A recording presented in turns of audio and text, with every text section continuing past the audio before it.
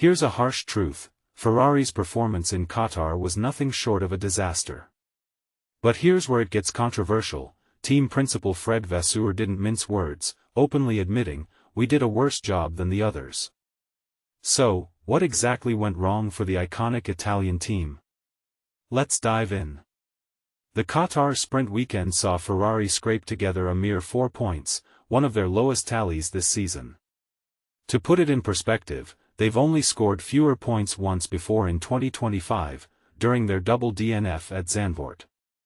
Charles Leclerc, usually a strong contender, could only manage P8 in Sunday's race, while neither driver scored in the sprint. And this is the part most people miss. Vasseur pointed the finger at the team's setup rather than a lack of upgrades, despite Ferrari shifting focus to their 2026 car months ago. Leclerc himself didn't hold back, describing the car's performance as zero after battling excessive oversteer all weekend. His struggles culminated in a dramatic spin during Q3, forcing him to start the race in 10th place. Meanwhile, Lewis Hamilton's weekend was equally bleak, qualifying a disappointing P18 for both the sprint and Grand Prix. He crossed the finish line nearly 16 seconds behind Yuki Tsunoda, the last scorer on a track notorious for its limited overtaking opportunities. Vasseur explained that the team's woes were largely due to issues with tire pressure and setup. "We struggled from lap 1 to the last lap," he said, though he praised the team's collaboration and determination to find solutions.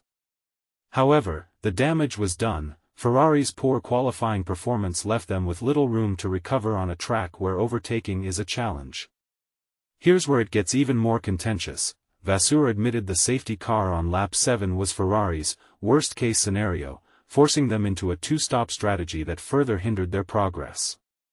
While strategy played a role, it wasn't the only issue. Ferrari was significantly off the pace compared to rivals like McLaren, Red Bull, and Mercedes, raising questions about the team's overall direction. Despite finishing P4 in the team standings, their worst result since 2020, Vasseur remained optimistic, drawing parallels to Max Verstappen's comeback earlier in the season.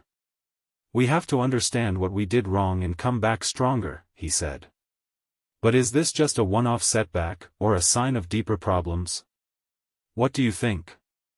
Is Ferrari's focus on 2026 costing them too much in the present, or is this simply a bump in the road?